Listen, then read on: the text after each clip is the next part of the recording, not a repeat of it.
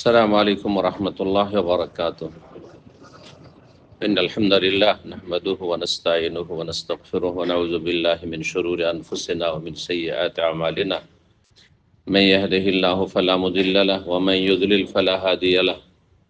وأشهد أن لا إله إلا الله وحده لا شريك له وأشهد أن محمدا عبده ورسوله صلى الله تعالى عليه وعلى آله وصحبه وسلم تسليما كثيرا. أما بعد، فقد قال الإمام البخاري رحمه الله تعالى: حدثنا أحمد بن عثمان قال حدثنا شريح بن مسلمة قال حدثنا إبراهيم بن يوسف عن أبي إسحاق قال سمعت البراء يحدث قال: ابتاع أبو بكر من عازب رحلا فحملته معه. قال فسأله عازب عن مسير رسول الله صلى الله عليه وسلم قال أخذ علينا بالرصد فخرجنا ليلا فأحيينا ليلتنا ويومنا حتى قام قائم الظهيرة ثم رفعت لنا صخرة فأتيناها ولها شيء من ذل. قال ففرشت لرسول الله صلى الله عليه وسلم فروة معي ثم اتضع عليها النبي صلى الله عليه وسلم فانطلقت أنفض ما حوله فإذا أنا براع قد أقبل في غنيمة يريد من الصخرة مثل الذي أردنا. فسألته لمن أنت يا غلام؟ قال أنا لفلان. فقلت له هل في غنمك من لبن؟ قال نعم. قلت له هل أنت حالب؟ قال نعم. فأخذ شاة من غنمه فقلت له انفض الدرع. قال فحلب كسبة من لبن ومعي إداوة من ماء عليها خرقة قد روأتها لرسول الله صلى الله عليه وسلم.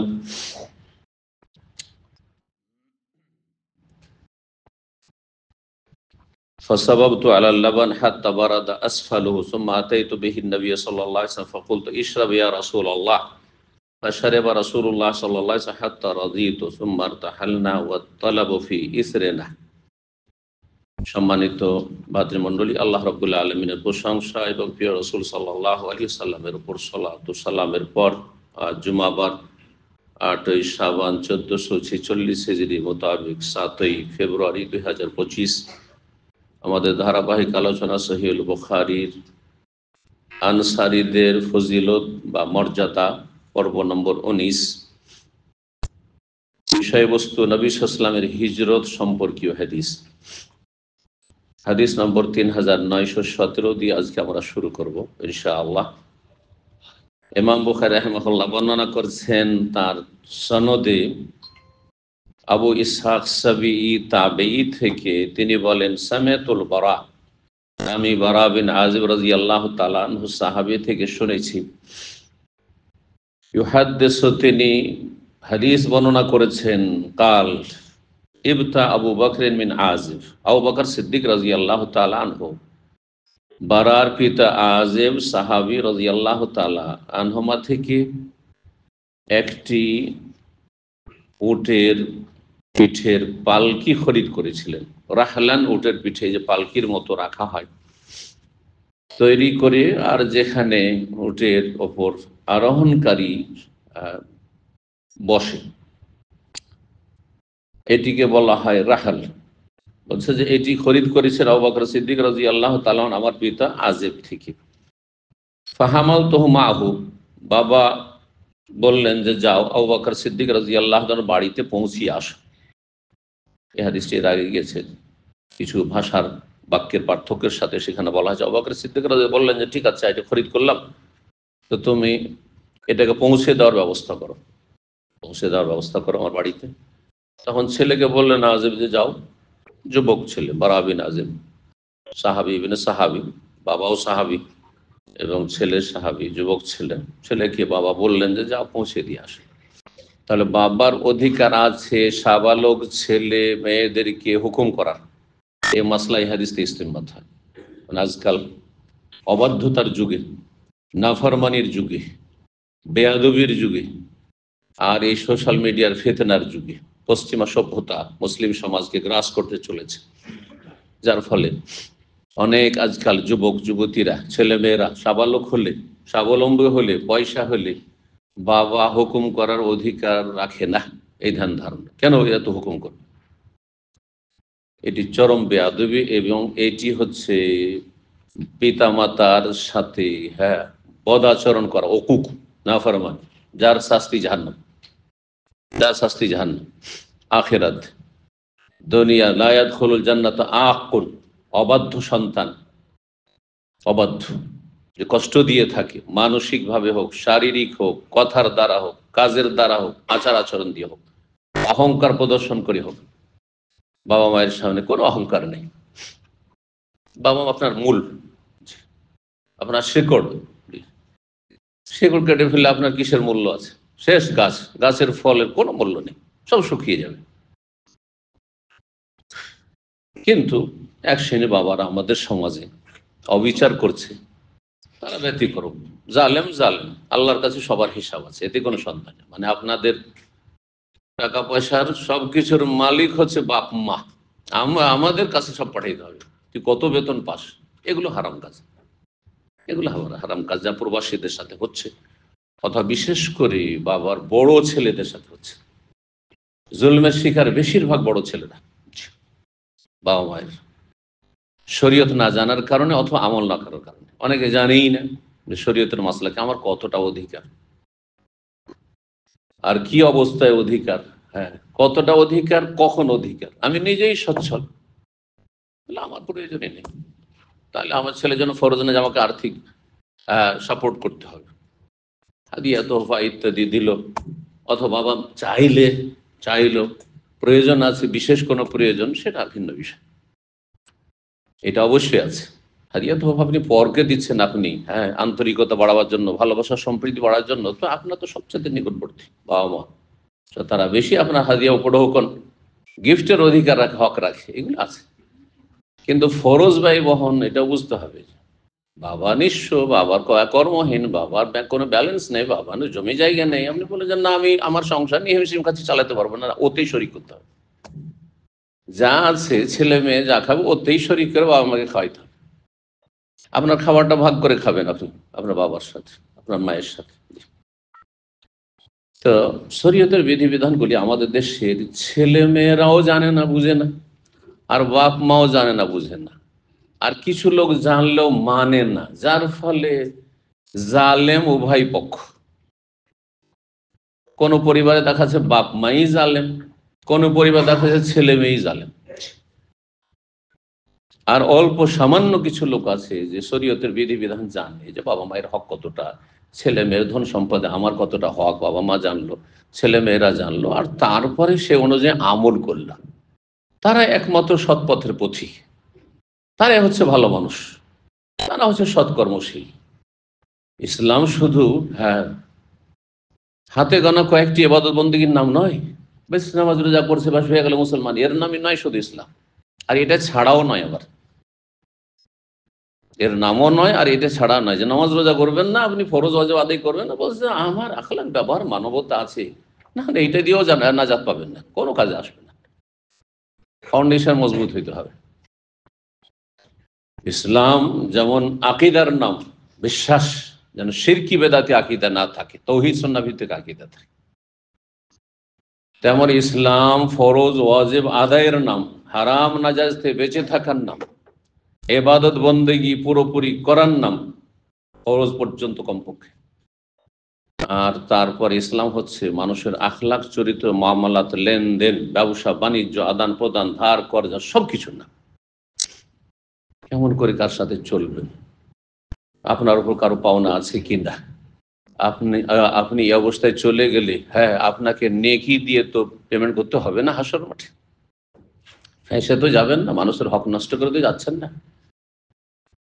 আমি মানুষের কালকে দিয়ে দেবো, টাকাটা কালকে দিয়ে দেবো, আরে ভাই এখনই মারা গেলেন আপনি, এই কালকে দিয়ে দেবের বাস্তবায়ন হলো না। এই কথাগুলি আমাদের সবসময় চিন্তা করতে হবে। রাতে শেষ সময়তে ঘুমাইতে যাচ্ছেন, আর কেউ 5টা-10টা টাকা পাবে, অথবা আপনার পকেটে থেকে গেল, অন্যের আমানত থেকে গেল, আর লিখাও নেই, তো আপনার ছেলেমেয়েরা জানতে পারবে না, আর হঠাৎ মারা গেলেন আপনি, তাহলে কি হবে অবস্থা? আপনার ছেলেমেয়েরা আপনার ইন্তেকালের পরে যখন আপনার মানি ব্যাগ খুঁজবে, তখন দেখবে এই টাকাটা তো আমার আব্বার পকেটে আছে, সুতরাং আমার আব্বার আপনার টাকার সাথে মিলিয়ে দিয়ে তারা ভাগ বন্টন করে ভোগ করে নেবে। এভাবে কোনোদিন চিন্তা করেছেন আপনি যে না 5টা টাকা থাকলে লেখা থাকবে যে এটা আমার নাই, আমার মানি নেই? কেন এভাবে আমরা চিন্তা করি না? এর নাম হচ্ছে ইসলাম। এত সহজ নয় যে জুমা পড়ে আসলাম, এ তো আবার আসর পড়বো, মাগরিব পড়বো, ব্যাস হয়ে গেল ইসলাম। না না, মোটেই না, মোটেই না। নামাজ ছাড়া যেমন ইসলাম নেই, তেমন আখলাক চরিত্র ছাড়া ইসলাম নেই। আল্লাহর হক, হ্যাঁ, আদায় করা ছাড়া ইসলাম নেই, তেমনি মানুষের হক আদায় করা ছাড়া ইসলাম নেই। সমস্ত হকগুলির কথা আমাদের খেয়াল রাখতে হবে। আল্লাহ যেন তৌফিক দান করে। এই জন্যই আল্লাহ কোরআন বলছে, ইন্নামা ইয়াখশাল্লাহ মিন ইবাদিহিল উলামা। যার যত বেশি ইসলাম সম্পর্কে জ্ঞান থাকবে, ইলম থাকবে, সে তত বেশি আল্লাহকে ভয় করে। তাহলে জানছেন বিষয়গুলি, ঋণ কর্জার বিষয়টি মানুষের হকের বিষয় কত গুরুত্বপূর্ণ। এখনই যদি মারা যায় আর আমার ছেলে মেয়েরা জানতে পারলো না, অথবা জানলো কিন্তু দিল না, জানলো কিন্তু দিল না, তারা আর অধিকাংশ ক্ষেত্রে এমনটাই হয়, জানলেও দেবেন না। তাহলে আপনার অবস্থাটা কি হবে বলুন তো দেখি? কিসের নামাজ রোজা করে আপনি নাজাতের আশা করছেন? কিসের সহি আকীদার সালাফি দিয়ে নাজাতের আশা করছেন? কখনো নাজাত পাবেন না। এত সহজ বিষয় নয়। আল্লাহ যেন বুঝার তৌফিক দান করেন। আলিয়ামা আকমালতু লাকুম দীনাকুম। দিন হচ্ছে কামেল, পরিপূর্ণ। সার্বিক দিক থেকে আপনাকে কামেল হইতে হবে। উদখুলু ফিস সিলমে কাফা, পূর্ণরূপে ইসলামে প্রবেশ করা। ঈশ্বর সহি আকীদার, হ্যাঁ, দাবিদার একটা দিক আছে আপনার মধ্যে, বাকি দিক, হ্যাঁ, খুব জিকির আজগার আছে, কিন্তু আকীদা ঠিক নাই। একটা বাকি দিক, আসল দিক নেই, আকীদা ঠিক। আকীদা আছে, ইবাদত আছে, আখলাক চরিত্রটা ঠিক নেই, তাহলে আপনি পুরোপুরি ইসলামে প্রবেশ করেননি। সুতরাং পুরোপুরি আপনি জান্নাতে প্রবেশ করতে পারবেন না। হ্যাঁ, জাহান্নামে থেকে আসতে হবে, জাহান্নামের সাজা শাস্তি পেয়ে আসতে হবে। প্রস্তুত? প্রস্তুত। তাহলে সেটা আপনার বিষয়। আপনি আপনাকে নিয়ে চিন্তা করুন, আমি আমাকে নিয়ে চিন্তা করি। পরকে নিয়ে চিন্তা করার কোনো প্রয়োজন নেই। আল্লাহ হেফাজত করেন, ঈমানকে আল্লাহ শক্তিশালী করেন। কি বলছিলাম? যে বাবা আজেব হুকুম করেছে মারাকে যে যাও অমুকের বাড়ি দিয়ে আসো, একটা পালকি গাড়ি করে মাথায় করে নিয়ে দিয়ে আসতে হবে। হ্যাঁ, বাবা হুকুম করে যেতে হবে। তারপর আরেকটি মশলা জানতে পারলাম যে কোনো কিছু খরিদ করার পরে আপনি দোকান থেকে খরিদ, জরুরি নয় যে আপনাকে দোকান থেকে উঠিয়ে নিয়ে যেতে হবে। হ্যাঁ, আল মুসলিমুন আলা শুরুতিহিম, হাদিস সহিহ বুখারী। মুসলিম যেমন শর্ত করবে সেই শর্ত অনুযায়ী আমাকে চলতে হবে, শর্তের ওপর প্রতিষ্ঠিত থাকতে হবে। শর্ত যদি লাগানো হয় যে ঠিক আছে মাল সামান খরিদ করলাম, কিন্তু আপনাকে আমার বাসায় পৌঁছে দিতে হবে। ফার্নিচার খরিদ করলেন মার্কেট থেকে, বাসায় পৌঁছে দিয়ে এমনকি সেট করে দিয়ে আসতো, আছে না সৌদি আরবে? সেট করে দিয়ে আসতো, যদি শর্ত থাকে। শর্ত যদি না থাকে, আপনি কোনো কথা বললেন না, কিছু বললেন না, তাহলে পরে আবার যদি বলেন কেনা হয়ে গেছে, তারপরে বলছেন যে চলেন দিয়ে আসেন আর লাগিয়ে আসেন, বলছেন না তো এই তো শর্ত নেই আমাদের এখানে, এই দোকানে সিস্টেম নেই, ঝগড়া লেগে যাবে না। আমরা তো জানি, আমরা জানি বললে হবে না, ওখানে আপনাকে ক্লিয়ার করে নিতে হবে। পয়সা পেমেন্ট করার আগে, কথা পাকা করার আগে কথাগুলিকে স্পষ্ট করে নিতে হবে যে আমি কতটা এর সাথে চাই। আল মুসলিমুন আলা শুরুতিহিম, শর্তগুলি যেন স্পষ্ট থাকে। জি। বিয়ে শাদীর ক্ষেত্রে ওই রকম।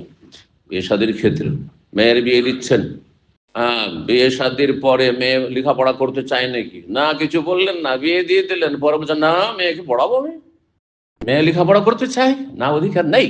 তাহলে তখনই সেগুলো ফাইনাল করে নিতে হতো যে মেয়ের বিয়ে দিচ্ছি ঠিক আছে, কিন্তু আমার মেয়ে উচ্চশিক্ষা লাভ করবে, বিয়ের পরে পড়াশোনা করবে, অধিকার দিতে হবে। কথা, আমার মেয়ে আমার বাড়িতে থাকতে হবে, হ্যাঁ, তুমি শুধু যাওয়া আসা করবে। না না না, আমার মেয়েকে এখন আমার ছেলে মেয়ে না, একটা মেয়ে আমি বাড়িতে রাখবো।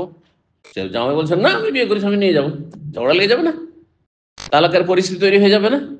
এই জন্য শর্তগুলিকে স্পষ্ট করে নিতে হবে, কতটা কার অধিকার এখানে আছে। আপনার যদি কিছু বলার থাকে, লেখার থাকে, শর্ত লাগাবার থাকে, আগেই করে ফেলেন। আমি বিয়ে করেছি আমিও নিয়ে যাবো, এটা হচ্ছে আসল, এটা ছেলের হক। এর ব্যতিক্রম যদি করতে হয় তো মেয়ে পক্ষ বলছেন না আমার মেয়ে আমার বাড়িতে থাকবে, তুমি যদি চাও তো বিয়ে করতে পারো, অথবা দেশের বাইরে নেওয়া যাবে না, হ্যাঁ, ইত্যাদি ইত্যাদি যে কোনো শর্ত লাগাতে পারে, জায়েজ শর্ত, ইসলাম বিরোধী কোনো শর্ত না হইলে। হাদিস 3917 বলছিলাম, তাই না? তো এই পালকি পৌঁছাতে গেলেন কে? বারাত ছেলে। ফাহামাল তহ মাহু, আবু বকর সিদ্দিক রাদিয়াল্লাহু তাআলা যাচ্ছেন, তার সাথে সাথে আমি পালকিটি মাথায় বহন করে নিয়ে গেলাম। কালা ফাসালাহু আযেবুন, এখানে সংক্ষেপ করা হয়েছে, ছেলেকে পাঠাইলেন। তাহলে আজেব আবার জিজ্ঞেস করেন আবু বকর কে, কোনখানে সেটা? আজেব ভাবলেন যে ঠিক আছে, ছেলে তো দিতে যাচ্ছে, আমি যাই গিয়ে আবু বকরের বাড়ি থেকে টাকাটা নিয়ে আসি, মূল্যটা নিয়ে আসি। তো আবু বকর সিদ্দিক যেহেতু টাকা নিয়ে আসেননি, তাহলে এটাও হইতে পারে যে ঠিক আছে, আমার কাছে পয়সা নেই, তো চলেন বাড়িতে, চলেন টাকাটা দিয়ে দিচ্ছি। যদি এটা মেনে নেয় দোকানদার বা মালিক অথবা যার কাছে কিনছে, তাহলে ঠিক আছে। এবার না, এখানে আপনি মাল সামান নেবেন, এখানেই সবকিছু হবে, তাহলে সেই সব শর্তের অধিকার আছে। তো আজ রাদিয়াল্লাহু আনহু হাদিসে রয়েছে যে বললেন যে আমিও যাই। গেলেন তিনি আবু বকরের সাথে। আর রাস্তায় তখন আবু বকর সিদ্দিক রাদিয়াল্লাহু তাআলা আনহুকে সাথে একা পেয়ে, সুযোগ সুবিধা এরকম পাওয়া যায় না কথা বলার, পেয়েছেন তো রাসূলুল্লাহ সাল্লাল্লাহু আলাইহি ওয়াসাল্লামের সাথে তিনি যে হিজরতের সফর করেছেন, এই সফরের বৃত্তান্ত সম্পর্কে জিজ্ঞাসা করতে লাগলেন। বলছে ফাঁসা আল্লাহ আজেবন, বারা বলছে আমার আব্বা আজেব জিজ্ঞেস করেন আবু বকরকে আন মাসিরে রাসূলিল্লাহ, রাসূলুল্লাহ সাল্লাল্লাহু আলাইহি ওয়াসাল্লামের হিজরতের সফর সম্পর্কে। কালা, তখন আবু বকর সিদ্দিক রাদিয়াল্লাহু আনহু বলে ওখিযা আলাইনা বিরাসদি, আমাদেরকে ধরার জন্য অথবা প্রাণনাশের জন্য, মেরে দেওয়ার জন্য পেতে ছিল মক্কার কাফেররা।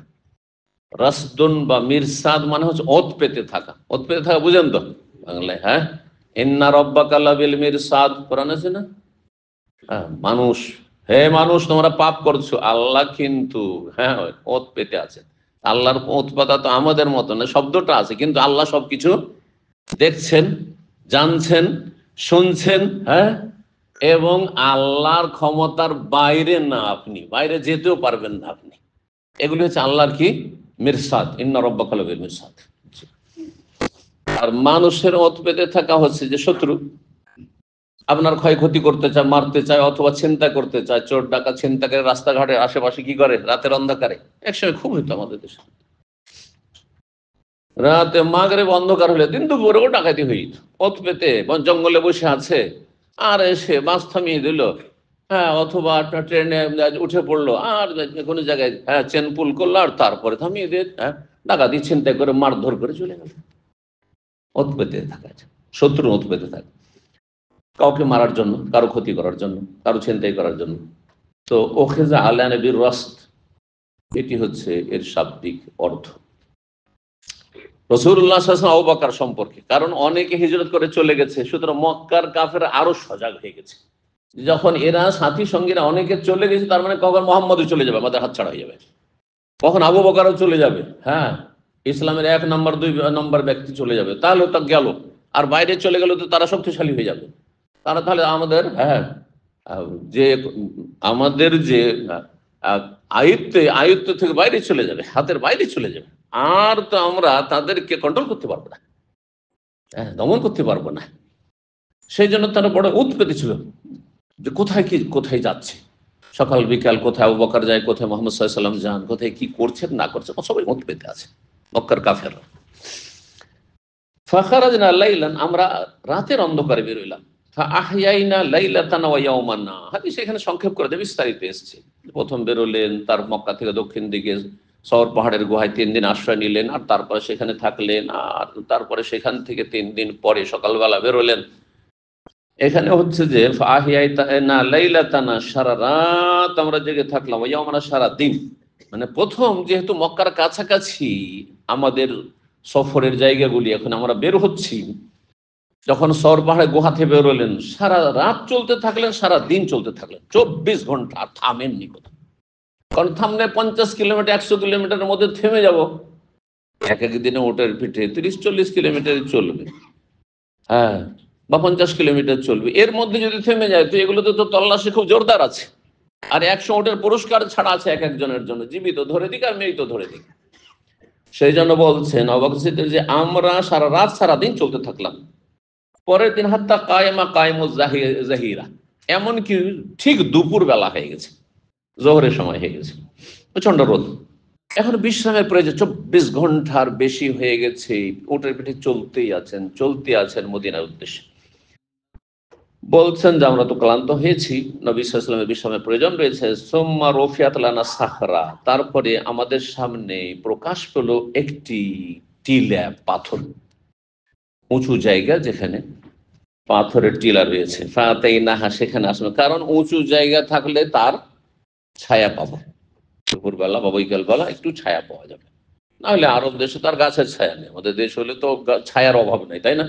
যেখানে গাছ আর গাছ আর বাগান আর বাগান, জঙ্গল আর জঙ্গল, সুতরাং সব জায়গায় ছায়া আছে। এমন তো নেই আরবে, তখনও ছিল না। ফাতাইনাহা, সেই টিলাটির কাছে আসলাম। ওয়ালাহ শাইয়্যুম মিন যিল্লিন, আর তার সামান্য কিছু ছায়া পড়েছে, বৈকাল হতে লেগেছে, জোহর পরে একটু ছায়া হতে লেগে। কাল ফারাশতু লিরাসূল ফারওয়াতাম মাই, তখন রাসূলুল্লাহ সাল্লাল্লাহু আলাইহি ওয়াসাল্লামের জন্য আমি একটি চামড়ার বিছানা আমার কাছে ছিল, সেটি বিছিয়ে দিলাম। চামড়ার বিছানা তখনকার যুগে যা তৈরি করা হতো, সফরে যাচ্ছেন, চামড়াকে আহ, আহ, শোধন করে, যেটাকে বলা হয় দাবাগাত। চামড়া কাঁচা যদি থেকে যায় তো পানি পড়লে পচে যাবে, কিন্তু চামড়াকে যখন শোধন করা হয়, যারা চামড়া বিশেষজ্ঞ, চামড়ার ব্যবসা করে, বা কাজ করে যারা, তারা এগুলো ভালো করে বুঝে। আমাদের দেশে তাদেরকে চামারিয়া বলে, মানে চামড়ার ব্যবসায়ী, তারা চামড়ার ব্যবসায়ী। তো লবণ টবণ, হ্যাঁ, গরুর পাতা, বড়ির পাতা ইত্যাদি আরো বিভিন্ন রকম তাদের, আজকাল তো কেমিক্যাল মেলা হয়ে গেছে, কিন্তু একটা যুগ এরকম ছিল। আমার ছোটকালে দেখেছি ওইরকম এলাকা, যেগুলো তোমরা লেখাপড়া করেছি। আর কি যে গন্ধ ছড়াইতো, গরুর চামড়া সব ওইভাবে রোদে বিছিয়ে রেখে সারা রাস্তার পাশে। তো যাই হোক, ফারোয়া, আজকাল ফারোয়া একটি পোশাককে বলা হয় আরবদের, কারো জানা আছে? মাশাআল্লাহ, ফারোয়া জান, যারা ব্যবহার করে, বিশেষ করে যারা আরব বেদুইনদের সাথে চলেছে। শীতকালে আমাদের দেশের মানুষরা শীত থেকে রক্ষার জন্য একসময় চাদর পরতো, আর এখন একটু উন্নত হয়েছে দিয়ে জ্যাকেট পরা শুরু করেছে, ঠিক না? হ্যাঁ, আজকে থেকে 30 বছর আগে, 25 বছর আগে জ্যাকেট জানতো না, সবাই চাদর, শাল, হ্যাঁ, সব চাইতে হাইফাই ছিল শাল, কাশ্মীরি শাল। আর তারপরে সেগুলো এখন, হ্যাঁ, রেজেক্ট হলো, এখন এর যুগ চলছে। আর তারপরে আরব দেশে ফারোয়া, ওই যে আপনার আল খাল্লা জুব্বা, আপনার শেখেরা যেটা পড়ছে পাতলা একবারে চিকন কাপড়, হ্যাঁ, এটা হচ্ছে সাজের জন্য, আর সেটা হয় খুব মোটা। সেটা হয় কি, মোটা হয় যাতে শীত ঢুকবে না। ফারোয়া ওইরকমই থাকে, দেখতে ঠিক বিস্তের মতো, কিন্তু সেটা বিস্ত বলবেন না, বিস্ত হচ্ছে সাজের জন্য, জিনতের জন্য। আর ফারোয়া হচ্ছে শীত থেকে রক্ষার জন্য, বাঁচার জন্য। এবার বুঝতে পেরেছেন? আমি দেখেছি আমাদের এই ভাইকে, যে হ্যাঁ, ফারওয়া পড়তে দেখেছি। জি, ফারওয়ার কথা অনেকে বলে যে শেখ ফারওয়া পড়ছেন, আমাকে পছন্দ হয় না, এটা ব্যক্তিগত, আমাকে ভালো লাগে না। কিন্তু তার মানে এই না যে আমাকে ভালো লাগে না, তা আপনাকে ভালো, আপনার রুচি, পোশাকের বিষয়, এটা রুচির বিষয়। আমাকে এখনো শাল ভালো লাগে, কিন্তু এখানকার পরিবেশে তো শাল পরে মসজিদে যাওয়া যাবে না, সবাই তাকায় আরে কেস, তাই না? না হলে এখন আমাকে শাল চাদর ভালো লাগে, ঘরের মধ্যে আমার শাল চাদর আছে, আছে, কিন্তু ইউজ হয় না, ওই ব্যবহার, এত ঠান্ডাই নেই দামামে। আর তারপরে প্রয়োজনীয় কাজ কতটা হচ্ছে, এই হলে ব্যাপার, বাইরে যাওয়া যাচ্ছে না। কিন্তু আমাদের দেশে জলসা মাহফিলে বসে সভাপতি সাহেব শালগাই দিয়ে বসে আছেন, মাশাআল্লাহ।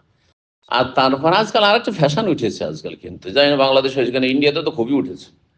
সেটা হচ্ছে নেতা মাথাদেরকে আর শেখদেরকে, আলমদের গেস্টদেরকে শাল পরানো, হ্যাঁ, শাল দিয়ে বরণ করে নেওয়া, দেখেছেন আজকালকার সোশ্যাল মিডিয়া ফ্যাশন উঠেছে। আমি কয়েক জায়গায় এরকম এর হাদিয়ার সম্মুখীন হইলাম, যদিও আমি খুব পছন্দ করি না, কিন্তু তাদের ট্রেডিশনে আমি নিরুপায়। হ্যাঁ, বুঝতে পারছেন না? পছন্দ না হইলেও নিতে হয়। প্রথম প্রথম তো আবেদন করছে, আমাকে যখন পড়িতে হবে, না পড়িতে হবে না। যাই হোক, তবে জায়েজ আছে, এটা মশলা জেনে নেন যে যদি কেউ শাল দেয়, তো এটা কোনো কাফেরদের অনুকরণ নয়। আর প্রথার ক্ষেত্রে যায়, ইসলামের সাথে সাংঘর্ষিক যদি না হয় তো প্রথা জায়েজ, প্রথা জায়েজ। তারপর প্রথাতে পরিবর্তন আসতে পারে, আজকাল যে প্রথা আছে 5 বছর 10 বছর পরে সেই প্রথাগুলি পরিবর্তন হতে পারে। প্রথা, প্রথা বুঝেন তো, প্রথা, প্রথা, তাহলে এই জন্য ভালো প্রথা, বৈধ প্রথা, যেগুলি ইসলাম বিরোধী নয়। আর কুপ্রথা কোনগুলি, যেগুলো ইসলাম বিরোধী। এই জন্য কুপ্রথা শব্দটা আমাদের সমাজে আছে। বিদাতি কর্মকাণ্ড, কারো সাথে জুলম অবিচার হচ্ছে আপনার এই প্রথার কারণে, যেমন যৌতুক প্রথা, হ্যাঁ, বরযাত্রী প্রথা, এগুলো কুপ্রথা, এগুলি হারাম। কারণ এগুলো হচ্ছে আকুলু আমওয়ালিন নাস বিল বাতিল, হারাম পন্থায় ভক্ষণ করা। এত মানুষ আপনার বাড়ি এসে খাবে, মেয়ের বাড়ি এসে খাবে, আর এই যৌতুক মেয়ে পক্ষের কাছে মেয়েও দিবে, আবার তাকে আরো কিছু দিতে হবে, বাড়িঘর তৈরি করে দিতে হবে, তো আপনাকে ইত্যাদি ইত্যাদি দিতে হবে। এগুলি হচ্ছে কুপ্রথা, হারাম। কিন্তু যেগুলো এমনি সাধারণ প্রথা, যে প্রথাতে কারো বেশ জুলুম অবিচার হচ্ছে না, ইসলাম বিরোধী কোনো কিছু হচ্ছে না, আপত্তি নেই, নারী পুরুষও একাকার হচ্ছে না, ফিতনা ফাসাদও নেই, আর সেটা খুব সহজ পালন করা তো জায়েজ আছে। যেমন আমরা এক সময় আমাদের দেশে মেহমান আসলে চা আর বিস্কিট দিতে হবে, ছিল না? ছিল না? আরব দেশে খেজুর আর গাহুয়া দিতে হবে, ঠিক কিনা? কিন্তু এখন পয়সা হয়েছে, পরিবর্তন হয়ে এখন চা আর বিস্কিট না, তার আগে দিতে হবে আপনাকে ড্রাই ফ্রুট দিতে হবে। শুরু হয়ে গেছে প্রথা। এখন কেউ যদি মাসলা জিজ্ঞাসা করে যে এগুলি কি ঠিক, যদি জুলুম না হয় তো ঠিক। একটা গরিব মানুষ ঋণ কর্জা করে ড্রাই ফ্রুট দিয়ে আপ্যায়ন করবে, এটা তার জন্য জায়েজ নয়। হ্যাঁ, তার কাছে আল জুদ বিল মৌজুদ, আরবিতে একটি প্রবাদ আছে, আল জুদ বিল মৌজুদ। জুদ মানে দানশীলতা, হ্যাঁ, আপ্যায়ন। আর মৌজুদ মানে যা আছে। আমার বাড়িতে বাসাতে ডাল ভাত আছে, আপনি গেছেন ডাল ভাত দেব, এটা আমার সাথে কি হবে না, জুলুম হবে না, কোনো মাইন্ড করা চলবে না, আর কোনো আলোচনা সমালোচনা করার অধিকার না, আমার এটাই জুটেছে। আপনার পোষাইলে খান, না হলে যান, মাশাআল্লাহ। কথা বোঝা গেছে? এই নয় যে আপনি এসছেন তো আমাকে এখন ছোটাছুটি করতে হবে, ভাই দেখি কারোর কাছে টাকা পয়সা, আমার কাছে তো টাকা পয়সা নাই, আর যে নিয়ে আসে গোস্ত নিয়ে আসে, গরুর খাসি নিয়ে আসে, না, মোটেই না। আল জুদ বিল মৌজুদ, আমার কাছে বেশি ভালো আছে, আপনি চলে গেছেন, বেশি ভালো খাইলাম। জি। এই জন্য মেহমানদের জন্য তাকাল্লুফ মানে লৌকিকতা, এত আইটেম করতে হবে, এগুলি সীমালঙ্ঘন, বাড়াবাড়ি, অপচয়, অপব্যয়, এগুলি শয়তানের ভাইয়ের কাজ, যেটা কষ্টকর কারোর জন্য, কোনো পক্ষের জন্য। এইরকমই মেহমান আসলে খালি হাতে যাওয়া যাবে না, যদি সেটা কষ্টকর হয় তাহলে জায়েজ না। কিন্তু পয়সা আছে পকেটে আপনার, আর নিয়ে গেলেন কিছু ফল ফ্রুট নিয়ে গেলেন, অথবা মিষ্টি নিয়ে গেলেন, কিছুই নিয়ে গেলেন আপনি, জায়েজ। কথা বোঝা গেছে? কিন্তু সেটা যদি আবার ইনকর্জা করে হয় আর না নিলে সে দোষের, আরে কত ছোট লোক আর কত কৃপণ খালি হাতে চলে এসছে, জামাই, নতুন জামাই আবার খালি হাতে শ্বশুর বাড়ি চলে এসছে, যদি এইরকম কথা বলে তখন হারাম কাজ করলে। প্রথাগুলি সম্পর্কে শরীয়তের বিধান আমাদেরকে জানতে হবে, কেন অনেকে না জানার কারণে একবার আল্লাহ ভাই প্রথা তো ইসলামের স্বীকৃত, আর সব প্রথাকে স্বীকৃত করে দিল, আর বিয়ের যতগুলি হারাম কাজ আছে সবগুলিকে এক শ্রেণী মৌলবীরা জায়েজ করে দিচ্ছে, তাদের জ্ঞান না থাকার কারণে, ফিকহের। আর এক শ্রেণী আছে যে সবগুলিকে হারাম করে দিচ্ছে না, যদি দেখছেন যে সামান্য কিছু সীমিত আকারে, আর সেসব প্রথাতে কোনো অসুবিধা নেই, তাহলে সেই সব প্রথা পালন করতে কোনো দোষ নেই। সৌদি আরবে আছে বলে আপনাকে চা বিস্কিট না দিয়ে আপনাকে আমি খেজুর গাওয়া দিলাম, জায়েজ নয়।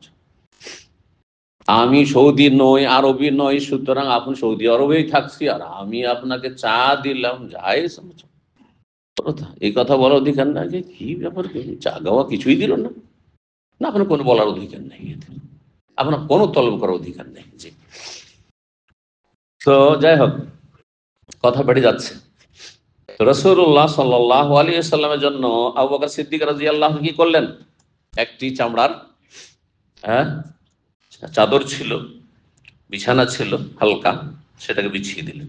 সুম্মালতাজা আলিহান নবী, নবী সাল্লাল্লাহু আলাইহি ওয়াসাল্লাম তার উপর শুয়ে পড়লেন। ফান্তালাখতু, নবী সাল্লাল্লাহু আলাইহি ওয়াসাল্লাম শুয়ে গেলেন বিশ্রামের জন্য, আবু বকর কিন্তু শুইলেন না, তারও বিশ্রামের প্রয়োজন রয়েছে। চলেন, এইটা হচ্ছে ইসলামের জন্য কোরবানি করা। তার শরীর স্বাস্থ্য নেই, তার আরাম বিশ্রাম নেই, অবশ্যই আছে, কিন্তু বলছেন আমি চললাম, কি জন্য? আনফোজো মা হলো চারপাশ পর্যবেক্ষণ করার জন্য, চারিদিক দেখার জন্য যে কোনো দিক থেকে কোনো শত্রু দল তো আসছে না, আবার এসে আক্রমণটা না করে দেয়, আমাদেরকে ঘিরে না ফেরে, রাসূলুল্লাহ সাল্লাল্লাহু আলাইহি ওয়াসাল্লামের কোনো ক্ষয়ক্ষতি না হয়ে যায়। আর তারপরে ক্ষুধার্ত হয়েছে রাসূলুল্লাহ সাল্লাল্লাহু আলাইহি ওয়াসাল্লাম, কোনো খাবার দাবার এর প্রয়োজন, পানীয়ের প্রয়োজন রয়েছে।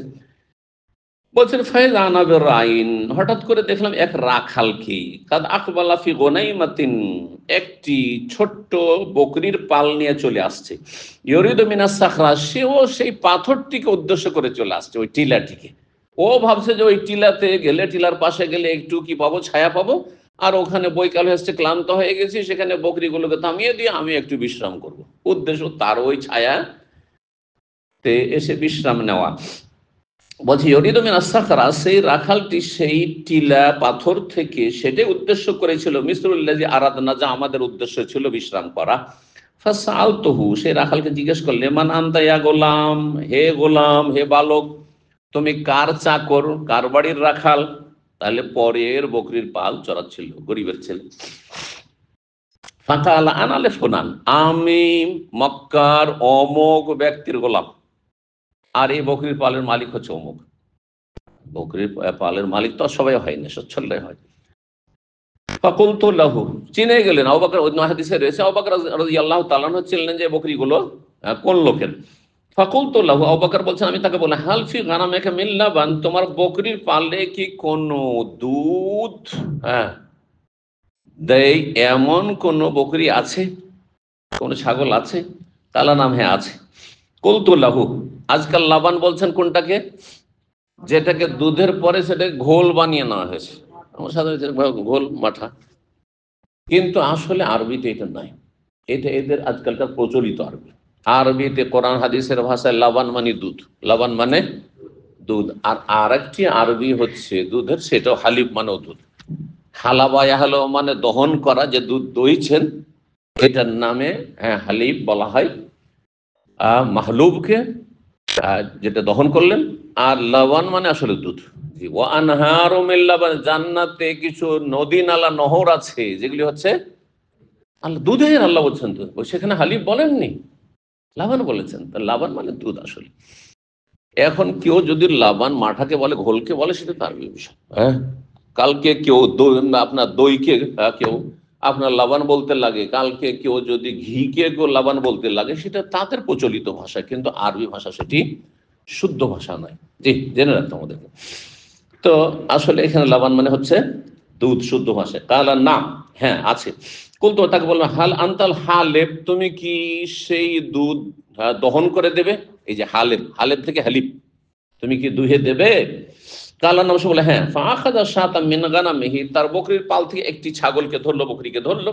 ফাকুলতু লাহু, তখন তাকে বললাম, উনফুযিদ দানা, তুমি যখন দুধ দহন করবে তাহলে বকরির যে স্তন রয়েছে বা ওলান রয়েছে সেটা কি করে ভালো করে ঝেড়ে পরিষ্কার করে নাও, যাতে ময়লা আবর্জনা ধুলা কিছু না থাকে। আর তার সাথে দহন করলে আর দুধের সাথে ময়লা মিশ্রিত হয়ে গেল, ধুলোবালি মিশ্রিত, এমনটা না হয়।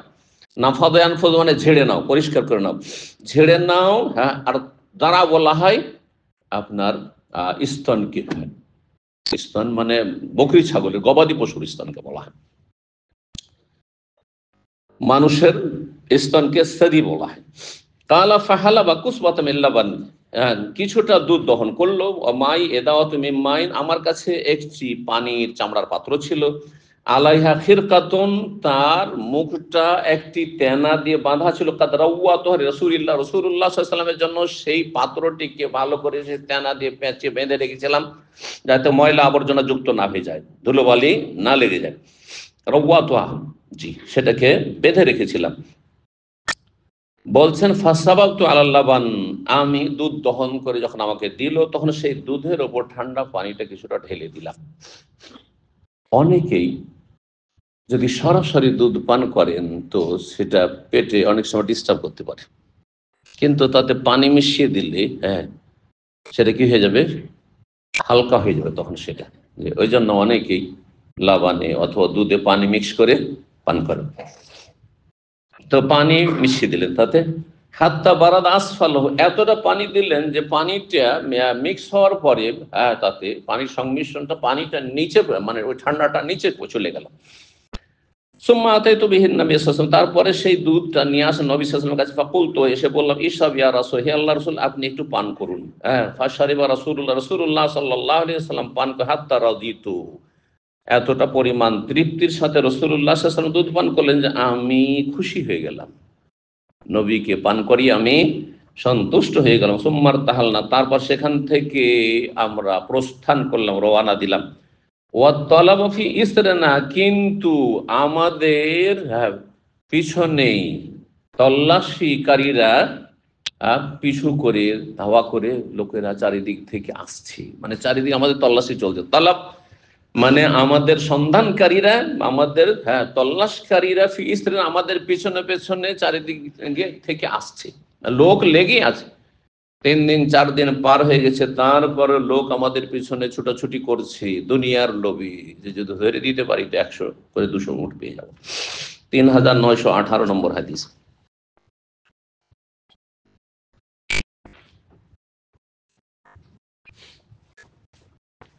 বারা বিন আযিব রাদিয়াল্লাহু তাআলা আগের হাদিসেই বর্ণনা করছেন, ফাদাখালতু মা আবি বকরিন।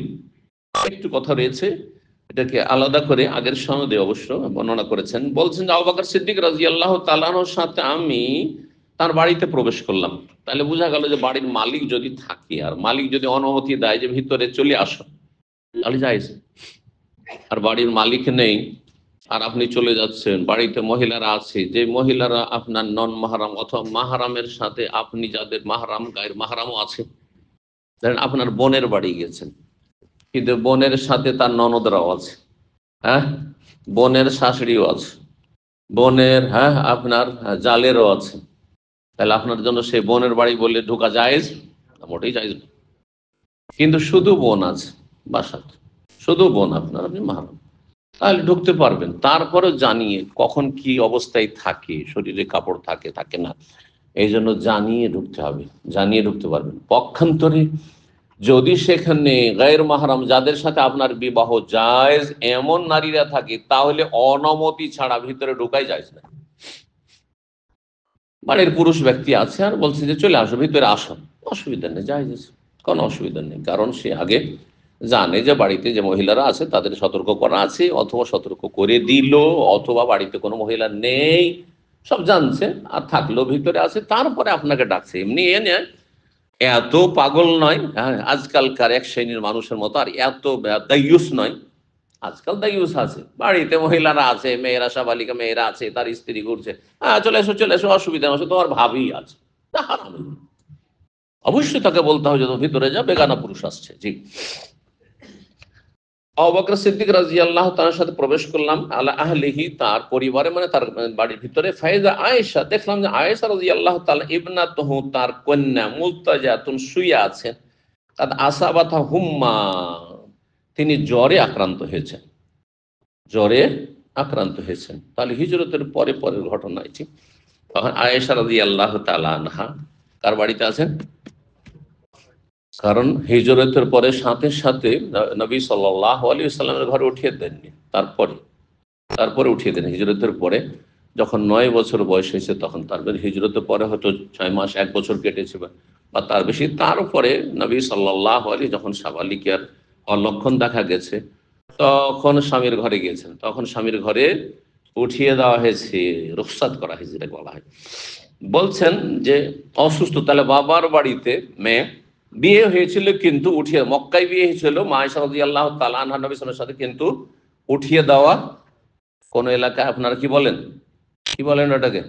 শ্বশুর বাড়িতে উঠিয়ে দেওয়া বলেন আপনারা, কোন এলাকাতে বলে বিদায় করা, মানে শ্বশুর বাড়ি বিদায় করছেন। হ্যাঁ, আমাদের অঞ্চল যেমন বিদায় করা বলা হয়। জি, বিদায় করা শব্দটি উর্দু বা আরবির তর্জমা। আরবিতে আছে বা উর্দুতে আছে রুখসাতি। হ্যাঁ, রুখসাত করা মানে তাকে বাড়ি থেকে ছুটিয়ে দেওয়া, যে যাও স্বামীর ঘরে যাও, হ্যাঁ ছুটি। আর আরবিতে আছে বেনা করা, বেনা মানে ঘর বসানো। এখন স্বামী তাকে নিয়ে সংসার বসবে, ঘর করবে, ঘর করা। তো অসুস্থ ছিলেন মা আয়েশা রাদিয়াল্লাহু তাআলা আনহা, জ্বরে আক্রান্ত ছিলেন। তার বাবা গিয়ে জিজ্ঞেস করলেন তাকে, কেমন আছো? আর আদর স্নেহ করে, ফারাইতু আবাহা, তার পিতাকে দেখে, ইউকাব্বিলু খাদ্দাহা, তার মুখমণ্ডলে গালে চুমু দিলেন। জি, নাবালিকা মেয়ে গালে চুমু দিতে কোনো অসুবিধা নেই, তবে সাবালিকা মেয়েদের ক্ষেত্রে ওলামারা বলেছেন যে বাবা হলেও গালে না চুমু দিয়ে কপালে অথবা মাথায় চুমা দিবে। জি, সাবালিকা মেয়েদের বা সাবালিকা বোনের সম্মান প্রদর্শনে অথবা আদর স্নেহ করার জন্য যদি চুমা দিতে হয় তো কপালে অথবা মাথায় দেবেন, যেটা ফিতনা থেকে মুক্ত রাখবে। কারণ শয়তান যে কোনো সময় চোরা রাস্তা দিয়ে প্রবেশ করতে পারে। আর মানুষের শারীরিক চাহিদা প্রত্যেকের আছে। একেবারে বুড়া 80-90 বছর বয়সে সেটা আলাদা কথা, কিন্তু ধরেন 50-60-এর মধ্যে 40-50 এরকম বয়স বাবার আর সাবালেক মেয়ে যদি আপনার গালে চুমা দেয় তাহলে এটা দেখতে খারাপ দেখায়। আর তারপরে যারা দেখবে তাদের মধ্যে একটা কুধারণা আসতে পারে, শয়তান ওখানে ঢুকবে, কিছু লোক বিভ্রান্ত করে, আরে কেমন মানুষ, খারাপ মানুষ, মেয়েকে চুমা দিচ্ছে, তাই না, সাবালিক মেয়েকে। তো শয়তান যারা দেখবে তাদেরকে বিভ্রান্ত করবে, আর যেই ব্যক্তি এভাবে চুমা দিচ্ছে সাবালিক মেয়েকে, সেই ব্যক্তিরও চারিত্রিক পদস্খলন ঘটতে পারে, শয়তান সুযোগ নিতে পারে।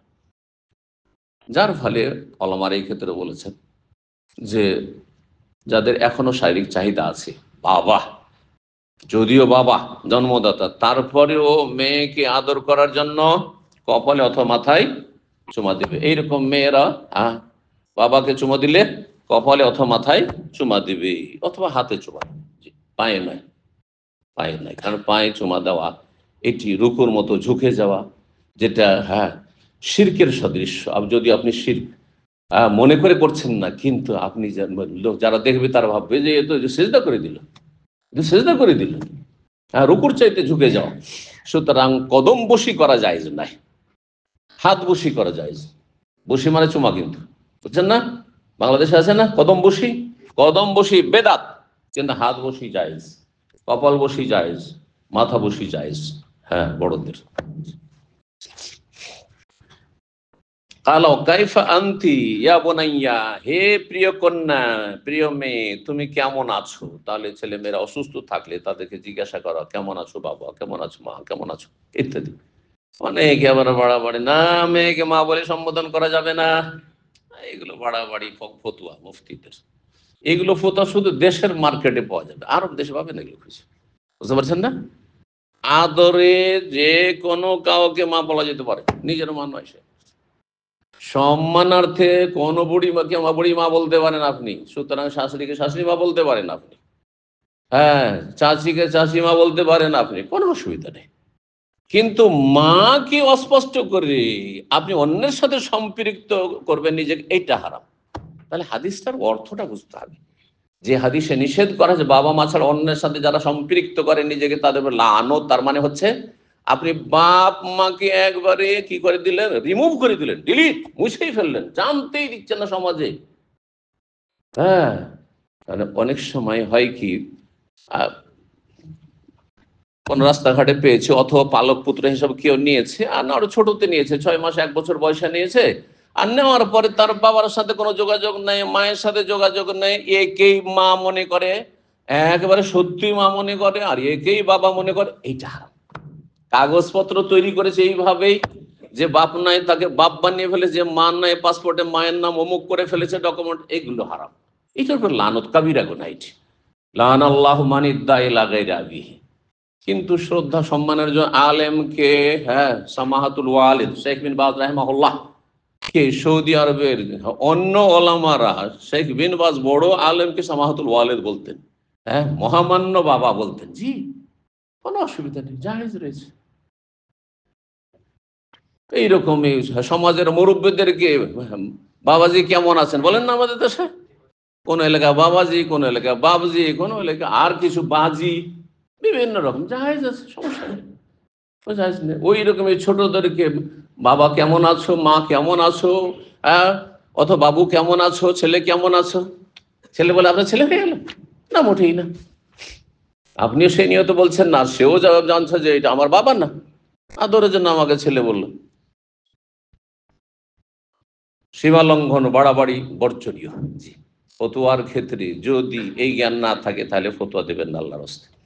3919 নম্বর হাদিস বর্ণনা করছেন উকবা বিন ওয়াসসাজ হাদাসাহু আনাস, আনাস রাদিয়াল্লাহু তাআলা আনহু থেকে তিনি বর্ণনা করছেন, যিনি খাদেমিন নবী, নবী সাল্লাল্লাহু আলাইহি ওয়াসাল্লামের খাদেম। কালা কাদেমান নবী সাল্লাল্লাহু আলাইহি ওয়াসাল্লাম, নবী সাল্লাল্লাহু আলাইহি ওয়াসাল্লাম আসলেন মদিনায়, ওয়ালাইসা ফি আসহাবিহি, আসলেন মানে হিজরত করে আসলেন, হিজরতের ঘটনা। ওয়ালাইসা ফি আসহাবি আশমাদ গায়রা, সেই সময় আবু বকর সিদ্দিক রাদিয়াল্লাহু তাআলা আনহু ছাড়া অন্য কোন সাহাবীর চুল পাকেনি, মানে সবাই যুবক, সবাই যুবক, এমনকি রাসূলুল্লাহ সাল্লাল্লাহু আলাইহি ওয়াসাল্লামের চুল পাকেনি। হিজরতের সময় তো একটিও পাকেনি রাসূলুল্লাহ সাল্লাল্লাহু আলাইহি ওয়াসাল্লামের, শেষ জীবনে নবী সাল্লাল্লাহু আলাইহি ওয়াসাল্লামের হাতে গোনা কয়েকটি, তাও 19টির বেশি হইতো না। চুল পেকেছিল। এই জন্য নবী সাল্লাল্লাহু আলাইহি সাল্লামের খেজাব রাঙাবার প্রয়োজনই হয়নি। অনেকে জিজ্ঞাসা করেছে নবী সাল্লাল্লাহু আলাইহি সাল্লাম কি খেজাব লাগিয়েছেন, মানে কলপ লাগিয়েছেন? না, কলপের প্রয়োজন নেই। আপনার 2, 4, 10টি 20টি হয়তো 30টি বা 50টি সাদা হয়েছে, কোনো প্রয়োজন নেই। বেশি হয়েছে, একেবারে সাদা হয়েছে, তো লাগানো জরুরি না? জরুরি না। নবী সাল্লাল্লাহু আলাইহি ওয়াসাল্লাম নির্দেশ দিয়েছেন এটি হচ্ছে মুস্তাহাব, যদি কেউ করে রঙিয়ে নেয় তাহলে ভালো, কিন্তু একবারে কালো করবে না যুবকদের মতো। 2 রকম জায়েজ রয়েছে, একটি হচ্ছে শুধু মেহেদি, শুধু মেহেদি হেন্না, আর একটি হচ্ছে মেহেদি আর কাতাম, আর একটি ঘাস হতো কাতাম, শুধু কাতাম ব্যবহার করলে কালো হয়ে যেত, আর শুধু মেহেদিতে লাল হয়ে যেত। দুটোর সমন্বয়ে কি হতো? ব্রাউন হইতো, কালো এবং লালের মাঝামাঝি জি হইতো। সেটি ছিল আবু বকর সিদ্দিক রাদিয়াল্লাহু আমল। এই 2টি হাদিস আসছে সামনে। জি,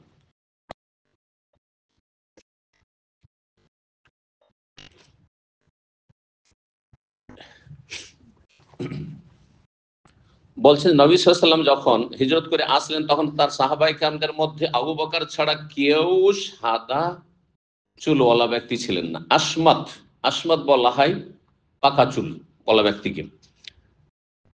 ফাগাল্লাফাহা বিল হিন্নাই ওয়াল কাতাম, তখন আবু বকর সিদ্দিক রাদিয়াল্লাহু তাআলা আনহু হেন্না মেহেদি দিয়ে এবং কাতাম ঘাস, মেহেদি একটি ঘাস উদ্ভিদের নাম, আর হেন্না আর একটি হচ্ছে কাতাম, আরব দেশে হয়। এই দুটো ঘাসকে পিষে মিলিয়ে তিনি কলপ লাগিয়েছেন, তিনি কলপ লাগিয়েছেন। গাল্লাফাহা মানে গেলাপ মানে হচ্ছে আবরণ, তা আবরণ মানে দাড়িতে কি করেছেন? ব্যবহার করেছেন। এখানে গেলাফ মানে আবরণ, মানে কভার নয়, বরং রঙিয়েছেন, কলপ লাগিয়েছেন। জি, 3920 নম্বর হাদিস, একই হাদিস, হ্যাঁ, অন্য সনদের সাথে বর্ণনা করছেন আনাস রাদিয়াল্লাহু তাআলা বলেন কাদিমান নবী সাল্লাল্লাহু আলাইহি ওয়াসাল্লাম মদিনা, নবী সাল্লাল্লাহু আলাইহি ওয়াসাল্লাম মদিনা যখন আসলেন ফাকানা আসান্না আসহাবি আবু বকর, নবী সাল্লাল্লাহু আলাইহি ওয়াসাল্লামের সাহাবায়ে কেরামদের সবচেয়ে বয়োজ্যেষ্ঠ ছিলেন আবু বকর। আবু বকরের চাইতে বয়সে বেশি ওমরও না, আর কেউ না, অন্যান্য সাহাবীরা না। সবচাইতে বেশি বয়োজ্যেষ্ঠ ছিলেন আবু বকর সিদ্দিক রাদিয়াল্লাহু, তাও নবী সাল্লাল্লাহু আলাইহি ওয়াসাল্লামের চাইতে 2.5 বছর প্রায় ছোট। ফাগাল্লাফা বিল হেন্না ওয়াল কাতাম, তখন তিনি কলপ লাগালেন হেন্না মেহেদি দিয়ে এবং কাতাম ঘাস দিয়ে, হাত্তা কানা লাউনুহা, দুটোর সংমিশ্রণে যখন তিনি লাগালেন তখন তার এই রংটি খুব গাঢ় ডিপ হয়ে গেছিল। দেখেন যারা লাল করে আছেন, লাল দাড়ি দেখেন, এই যেখানে আমাদের এক ভাইয়ের আছেন, হ্যাঁ আছেন না, একটু আপনি মাথা উঠান তাহলে আপনাকে দেখুক সবাই। এটা হচ্ছে কি?